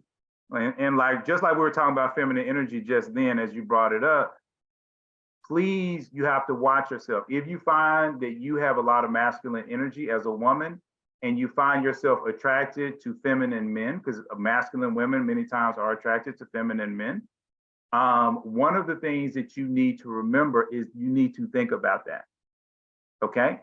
Because first of all, not all men act that way. And then you also have to realize, like with me, okay, I've dated a few women in the group, and I've also evidently dated, period. So I'm just being real, a couple of people have heard a couple of things that I've said, and I'm not trying to be mean, because this is not being mean, but I expect women to act a certain way, do certain things. And so for instance, if I'm just dating her in the very beginning and we're going out to eat, if she tries to force me to go Dutch, as you talked about, Jenny, if she's like, because there are women that are like that. They're like, no, I want to pay my own way. Then me and you are never going to talk again. Because you got just a little bit too much masculine energy. I am here to pay for you. I am showing you that I can provide. Okay? If you are not used to men open doors for you, that's fine. But when you hang out with me, I'm going to teach you over the first 2 or 3 dates to wait as I open the door for you, so that you can walk through and we can have this gentlemanly type of old school energy. If you're a woman like, I don't need no man to open the door for me, then you're not for me. See, it's really just that simple. It might sound very mean to some women, but if that sounds mean to you, more than likely you're walking in your masculine and you need a feminine guy.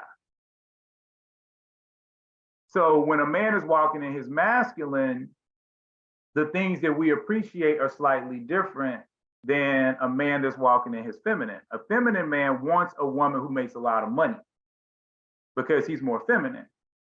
A masculine man don't really care how much money you make because it don't matter. But a masculine man is going to want you to be prettier.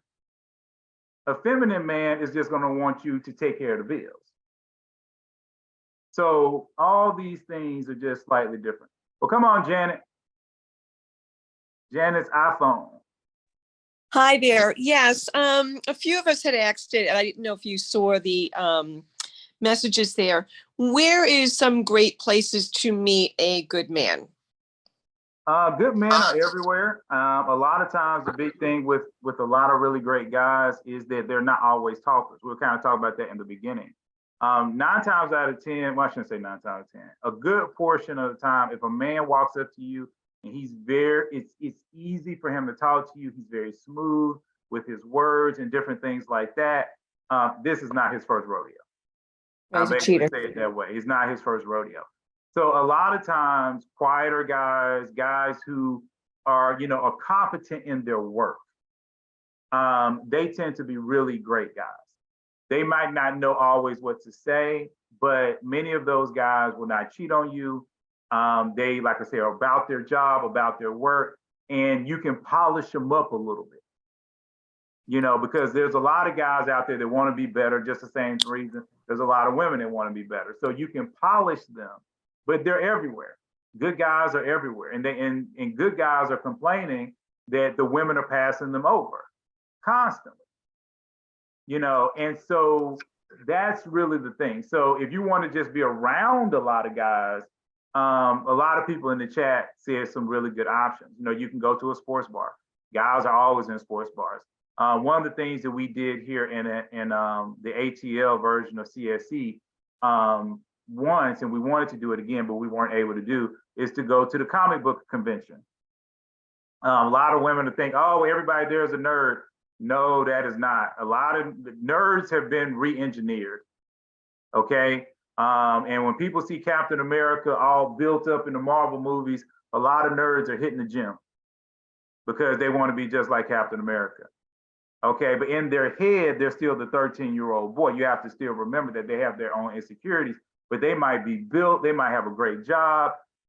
They might just not necessarily be great with talking to women. So you have to think about it like that. It's all about what are you looking for? Are you looking for a man who has a silver tongue, or are you looking for a man who got everything else? So there's definitely men everywhere, but men generally gravitate on average towards the things that they love, which is sports, things that have to do with any type of technology. Lots of men there. A lot of people talk about all the time going to Home Depot, you know, other places where, you know, men will get stuff to build things. So there's men everywhere. It's just that you just kind of have to be on the lookout for them. And also, like I say, women don't pay attention to men in their natural surroundings. I've noticed, like if I go to the grocery store, I pretty much see every pretty woman in the grocery store, but not every woman in the grocery store sees me because they're more focused on their groceries. They don't think about it, but men naturally just see every woman. So I would also just encourage you, no matter what, you know, what environment you're in, that you're paying attention to the men around you, because you'll be surprised. There's a lot of times, a lot more men around you than what you think. So what you were saying that a lot of the guys that are quieter are a little bit more loyal, less cheaters per se. So how do you get them to approach you, or should a woman approach them? Well, we've gone back and forth over this. A lot of women say different things. I say go with what works for you. You know, some women think that men will not talk to them if the woman approaches them. That is bull. My ex-wife approached me. So no, that it doesn't work that way. Men don't care. They don't care about that. The biggest thing that you have to be concerned about is you have to find a man that is secure in himself and that has confidence in something. Okay, so just because I said, you know, you can talk to a quiet guy, if he's quiet and weird, you need to leave him alone. Yeah. Okay, he needs to be quiet and confident. Those are two totally different things. And so that's why I say social confidence is totally different than a man confident in his business, in his life, in his ability, you know, to lead a family. Those are different confidence. How can you see that before you speak to them? Well, the best way to do it is what I encourage people to do here at CSC, and basically get into organizations or get into situations where you can watch the men. Okay, that was a secret of old, you know, where women would watch the men because you can see what they're doing. You see how they work. You see how they ebb and flow. So whether you're hanging out with CSC or you're hanging out in your church, watch the men at your church. Watch every man that's moving at your church. If you're going to join something in the church. Join the children's ministry. Join you know, something else. If the men are having meetings, you can say, well, hey, I'll help out the men because since the men need to be listening, I don't mind, you know, ushering for them or whatever, because then again, it allows you to see the men, watch the men, and be able to figure out which ones kind of like you. And remember that men will naturally gravitate to you if they like you over time. Thank you. No problem. Y'all are just going. Well, honestly, you know, them waist things and them courses, you know, they was popular for a reason. Come on, Miss Dunlap. Now, if y'all stop breathing because of y'all put one of them things on, that's gonna be on y'all. I have never said to wear, you know, a waist trainer. So if y'all fall out in the middle of the street and y'all can't breathe, okay, that's gonna be on you. I recommend they go as Wonder Woman or dress like, you know, put a Tina Turner costume on. So, no, I don't know. I'm just messing around. But anyway, Jay, so you did such a good job in presenting this to us. I really enjoy and appreciate that. Have you ever thought about doing like a TV show? You have like us on there and, you know, you're setting us up with dates and then you give us some advice. I mean, I'm sure people know about what I'm talking about. I mean, but it's like a Christian-like thing. I think that's a great idea. Have you ever thought about that? Well, you get us a producer and get us a spot on some channel, I'm down. Okay, well, I'll be talking to you soon. Yeah, I'm down. I don't have no problem. I think you'll do good because you're really good. You're really thank you. Yeah, so I think you would do good, you know, getting the show together and just getting, you know, people like us together and people will watch it. And, you know, just showing how you could set up relationships, you know, in a Christian type of aura and things like that. I think you would do good for that. Oh, well, thank you. Thank you. I'm always thinking that everybody thinks I'm a heathen because, you know, we talk about sex very frankly in CSC. And but I'm real about it, you know, is that, you know, women like sex. Y'all like it, honestly, probably more than a lot of men do. And it's important. And it's also important just to make sure that, you know, people stay balanced. And that's one of the things that I always want. And like, even when they were talking about Wendy Williams, I'm not against Wendy Williams or anything that Wendy says. What I'm encouraging you guys to do is look at the temperature of the person that is talking to you. If all they have to say is negative, or if they're spewing emotions, that is a person I would say, do not talk to them. Do not listen to them, because that is the person that is going to corrupt you. It's okay for a person to give you their personal testimony of what they're going through. But it's not okay. Like for me, I'm divorced. Okay. I could sit here and I could be like, well, my ex-wife, you know, she did this and she did that. And all y'all women, y'all know y'all do this. All right. But here's the problem. There are guys on the internet, and that's all they do all day. Is say, all these women out here are bad.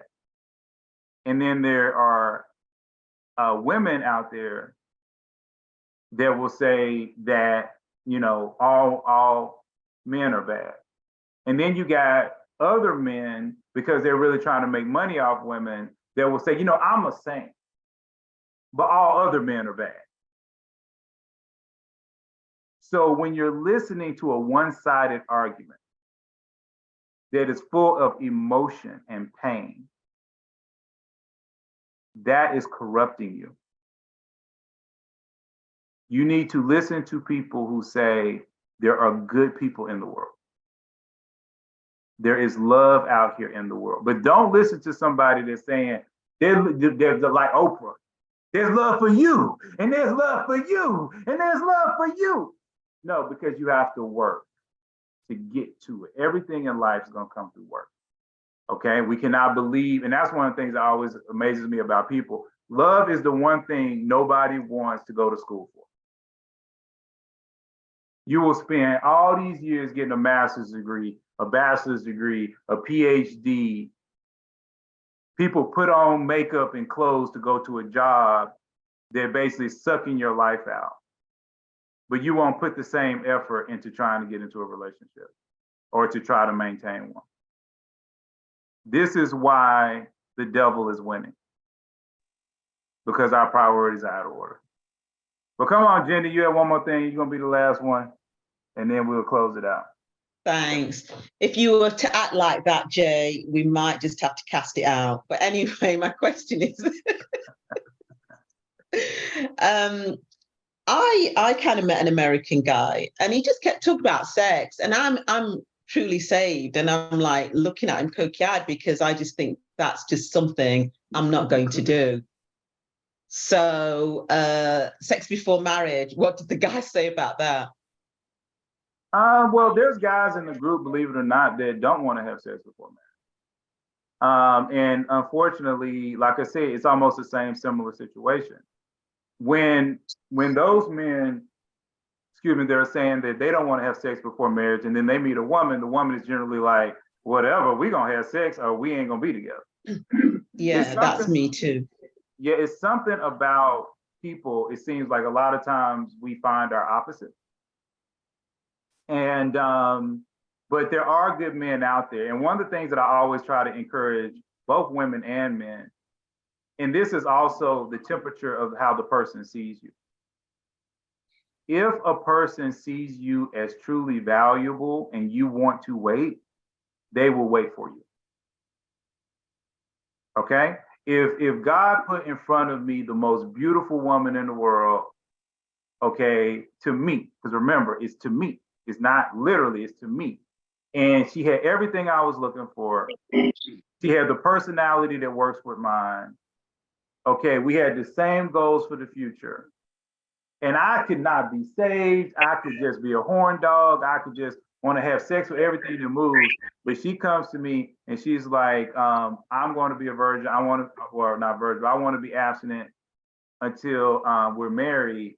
And if this girl got everything I want, I'm gonna be like, cool. But if she's just okay, she just all right, then I'm gonna be like, nah, boo, I'm good. You go on, find your man. And that's another main reason why women have to maximize themselves. Because there's guys out there who you are a perfect 10 for. That is the whole thing. There are men that when they see you, they will trip over themselves. But unfortunately, sometimes the men that trip over themselves to get to you many times aren't the guys that you might find attractive. And I'm not saying they're not attractive, but remember, sometimes our vision gets skewed. So we also have to remember that. But when you are doing what you need to do, because like I said, what men are looking for is very simple. They're looking for a beautiful woman who's a nice woman and who respects them and basically supports them. That's it. That's all they're looking for. As crazy as it sounds. And that's so hard to find because lots of men find women who are sweet and nice, but they're not cute. They don't take care of themselves. Okay, then you got women who are been taking care of themselves since they was 13. And I'll be honest with you, they had sex with half of Atlanta. Okay, because they go from man to man to man, and they don't understand why they can't keep a man. Because they're so pretty, but they don't understand why they can't keep a man. Because when a man sees a beautiful woman and he's not saved, he's just like, man, I'm gonna hit that. I'm gonna get in that booty. And then once it's over and he finds out she's mean, he like, nah, boo, I don't need to see you no more. But that was some good booty you gave me. Okay, because a man is not gonna stay with a woman that's not a nice person. But he will tap that. Okay, so let's be real. And I have met some really beautiful women in Atlanta, and just having conversations with them is like, yeah, they didn't probably have sex with half Atlanta. Okay, and I feel sorry for them, but they're not nice people. They don't understand that they're not nice people. They're not supportive. They're lazy. You know, I've had women that come over and wash my dishes, and I've had other women that will sit on my couch, and I'm like, well, can you go up and I might have something in my hand. I'm like, can you go get me a drink of water out of the refrigerator? And then they're like, I ain't doing nothing. You can go get it. And I'm like, all right, boo, that's gonna be the last time you come over. Amazon does not deliver men. You need to get out of your house. Okay, we try to have events as much as we can. Trisha, who many of you can see if you're on a computer, she is now over Charlotte, North Carolina. Okay, right now, we've not given her the go-ahead to do an event in Charlotte. We want Charlotte to be a little bit bigger before we have our first event, but we have these events. When you come to these events, again, we do not mind if you talk to the men at those events. However, in the back of our mind, we're always trying to put you in a place where you can meet men outside of Christian Singles Connect. Okay? Because some people just need to get out. Some people just need to be in an environment. So if you go bowling, maybe the 2 lanes of bowling with CSC might have 2 men and there's 15 women. But next to you, there might be a group of men that have just come out and they're just doing something together and you can talk to them. Okay, so we're not always trying to hook you up with people within CSC. Our goal is to get you married or into great relationships, but you need to learn how to pick out good men. So I encourage you all, if you have not done it already, please go out and follow the CSC videos. I just put them in the chat because there's lots of videos out there where we talk about lots of different stuff, even about what do good men look like. We don't deal with this high value man crap because 9 times out of 10, you ladies wouldn't even want those dudes, okay? Because half of them dudes are jerks. So you won't even need all of that. Instead, let's rock and roll with just trying to figure out how to find really great men. Okay, so can we get a calendar? Okay, so all the calendar of events is on meetup.com. So if you're already subscribed to meetup.com in your area, you'll get all of the events. Okay, and then when it comes to the next Zoom will be in will be on Christmas. So we do Christmas every year because unfortunately, and I know some of you guys are going through it, some of you guys are going to be alone on Christmas Day. Okay, so if you are alone on Christmas Day, CSC will be here for you. Because like I said, our goal is for you. Our goal is to protect you, to love you, and to show you that God is caring about you. All right, so CSC at 11 o'clock in the morning is gonna open up a Zoom. You can grab your coffee, your cocoa, your peppermints, and your fuzzy slippers, and it's not gonna be, a message. It's just gonna be all of us sitting on talking. Okay, so you don't have to be alone on Christmas Day. Okay, don't be that. And remember, I got a lot to say. See, now y'all got it all coming out. Pray for your family during this time, and make sure you pray for people who you normally don't pray for, or who you think is okay, because the devil always attacks the weakest link. So when you start praying, so you might think, well, Auntie Betsy, she was real sick in March, but after her surgery, she's been doing good. She's been running around, she's been partying, blah, blah, blah. And so what happens is you pull your prayer away from her. And you put your prayer on God, please let this 50-inch TV be on sale. Okay? And then what happens is you look up and Auntie Betsy dies. And when did she die? She'll die on something like Christmas Eve. Okay? So you guys need to be praying now harder than you ever do for the rest of the year. Because the devil goes to work in the holidays, because people redirect their prayer to stupid stuff instead of keeping it where God cares about, which is people. All right. And that's going to do it. And I'm about to close this out. So see y'all later. And y'all be blessed. Thank you.